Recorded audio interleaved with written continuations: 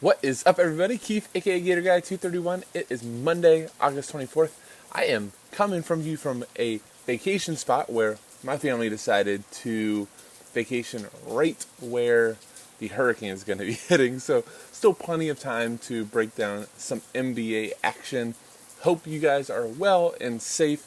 Let's jump right into the action. So, I'm going to do the same thing that I did 2 days ago, where we're just going to go by a couple of my top plays by position.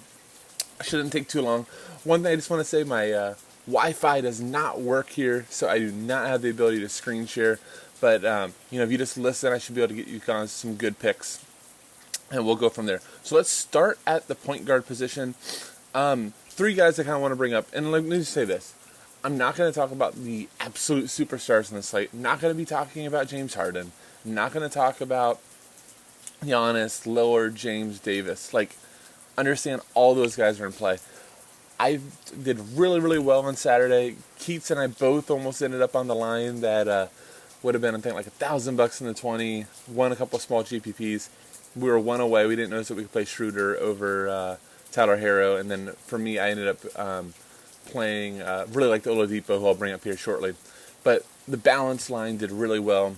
I think I'm going to be doing that again here. I don't think that there's supreme value where, fitting the likes of those guys makes it easy. You really need to have two really good values, and, I'm scraping the floor to even find one that I love. So let me just kind of bring that up and why I'm going to be going over the players that I am.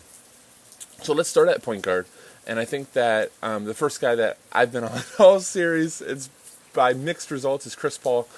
This series is 51, 26, and 45. Honestly, it was tilting as heck last game. He really needed overtime to get there.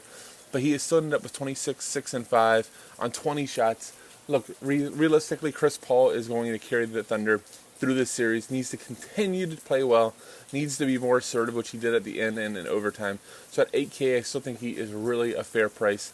The guy I definitely am going to be locking in my lineup, so we are all over at FSI on the last slate, is Malcolm Brogdon, and I'm still going to be there. I don't think at 7,500 that DraftKings priced him up enough after his 68.8 DK outing.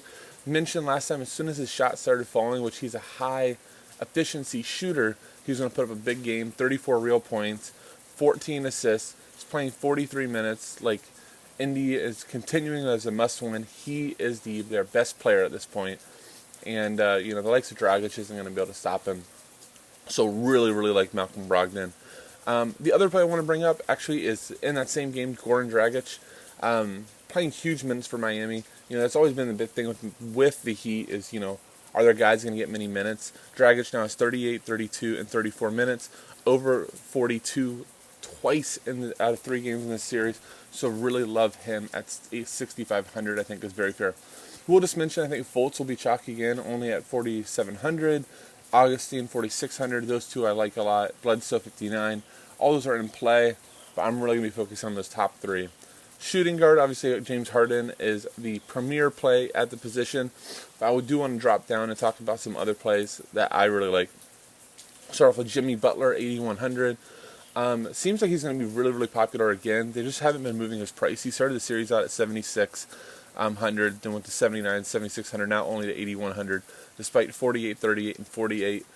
Look, it's playoffs. Butler, is rising to the top. His minutes are way up, so I think 8,100 and, what's likely going to be another close game is really good.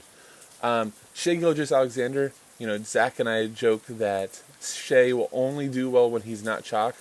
After the last 2 games, he might be chalk.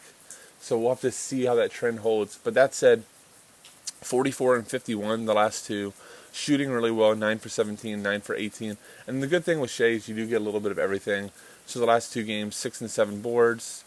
2 and 6 assists. The only thing I'll say the last game that really did kind of shoot him off were the 4 steals.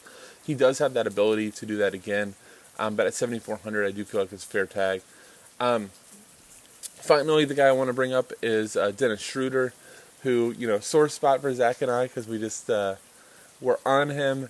Did not notice, either of us, that, a line that we were really enjoying as we were kind of putting together and working on our core plays together was working. But coming off of 46 DK, the big thing with Schruter is he's getting minutes and getting opportunity. So he shot 10 for 23, 39 minutes. That's the type of thing with a guy like him in this type of matchup where, the game can go complete small ball. So he can play, big minutes. They don't have to play their big lineups. They don't have to play Gallo and Adams together. They can play, SG at the 3, Schruter and Paul on the 4 together as well. So 6,200 I think is fair, albeit not like a great price by any means. Let's go over to small forward. Obviously, you can use Butler there, but I'm going to drop down. I want to talk about Victor Oladipo, who I still think is a very good play. And honestly, I think that Oladipo might be one of the guys that I really want to buy low on here. Obviously, game 1, he had the eye injury, only played 9 minutes, but in the last two, 32 and 28. But here's what I like for the price tag of 6,300. It's coming off of 21 shots and 14 shots. So that's huge opportunity. Only shot 4-11 and 3 for 10 from 3.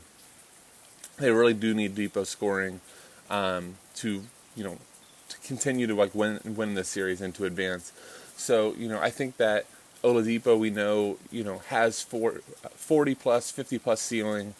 At 6,300, I think is a good buy low spot. So I'm going to definitely be heavy on Depot. Eric Gordon is another guy. I actually think he might go lower owned after being chalked for 2 straight slates. We loved him the last 2, funny enough, right? But God, he could have had huge games, guys. He's taken 44 shots in the last 2 games and taken 23s. Shot the ball completely awful. 8 for 24, 2 for 10 for 3, 6 of 20, and 0 for 10 from 3. He's still, even at the 6K price tag, has hit 30 both times, playing huge minutes. I think that there's still so much upside here if he gets going. So I really like Eric Gordon still. Even with the price hike, I actually enjoy the price hike here, just because I think a lot of the ownership is going to dissipate. People go, I don't want to pay an extra $1,000 for Eric Gordon. Small forward, other than that, I really do think it's tougher. I do kind of want to just bring up a value at this point. You can use him at shooting guard or small forward, but KCP is playing big minutes for the Lakers, 28, 22, and 29 this series. The last 2 games finally shot better, 5 for 8, 4 of 13. He's getting opportunities, has the greatest passer in the world, setting him up. So, if you're just trying to go all the way down the value tier, I don't think KCP is a bad play. I do prefer him to Danny Green. I think. I don't know. Danny Green's just so gross to watch play, so I guess I lean KCP. I just think he's a little bit better offensive player than Danny Green. Let's move to power forward, which I think is tough. This is very, very, very much where you could definitely play Anthony Davis or Giannis, because power forward isn't all that elite. So if you wanted to go ahead and pay up, if you felt like you had a value, which I'm going to mention 2 here, I get it. So let's talk about kind of in the mid tier. I think Covington is okay. I'm not going to be on him. He's actually had a struggle this series, and it's kind of lost his spot in the rotation. 31, 27, 19 minutes. Hasn't hit over 25 DK. So I think he might pop in some optos. Personally, I haven't played him once this series, and I don't think I'm going to. Where I want to go is Daniel House at 5K. 29, 38, and 42 minutes the last 3. And the last 2 games, specifically 36 and 30. Only missed the double-double bonus by 1 rebound 2 games ago. Last game had 15 and 10. So at 5K, huge minutes. You're getting double-digit shots. You're getting rebounding. I think that's a really nice play. And then here's going to be 2 values I think are going to be pretty popular. James Ennis burned a ton of people with his early ejection. Only played 9 minutes, but it doesn't seem like Eric Gordon's going to play in the series. So at 4,400, if you want to go back to a guy that before last game had hit 20 plus and I think 8 or 9 straight, I think it makes a lot of sense. Where I'm really interested to go is Jay Crowder.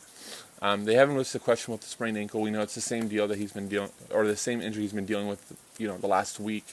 Last 2 games, 24 and 28 minutes, 27.5 DK points in each game for 4,200. I think that's a value that I like.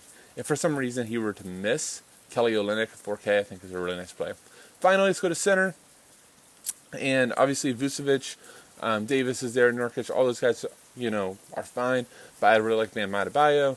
Another guy that we needed a really, really big push from at the end, but ended up getting at 43 DK. He has 46, 25, and 43 in the series. Really when he's been on the court, he has not had problems scoring. It's just getting on the court, staying out of foul trouble. At 7,600, I think he's a value, to be honest. Jeff Green, absolutely loving. Keats gave me a good nugget a few games ago, which got him on him in the core before I missed last game. but that Jeff Green was playing a lot of backup point guard and being on the ball a ton. But playing huge minutes, 32, 37, 38, coming off, his best game with the Rockets with 43.8 DK, 5,400 for a guy of Jeff Green's scoring ability and talent. It was a really nice price. Brook Lopez, I have no problem with going, from a safety route. After the chalk flop, 29 and 25 the last two. 5,200 is very fine for a center that's going to play 30 minutes. And finally, I do think that P.J. Tucker continues to be in play. Nobody enjoys playing P.J. Tucker, but it gives you huge minutes, 34, 30, and 44. It gives you some three-pointers. And look, he's just got a guy that's going to get there, right around that 20-point. He's not going to give you a huge ceiling, but in the playoffs, he plays more. He's a gamer. And if you do need a value, right, we do need value on this slate. 4,200 for a guy that's going to play 35 to 40 minutes, I think is very fair. Well, thank you guys for tuning in. I forgot to say at the beginning, hopefully you're still watching, but bottom right, hit the subscribe button. We really do appreciate your subscription to our YouTube channel. Have a great day and good luck.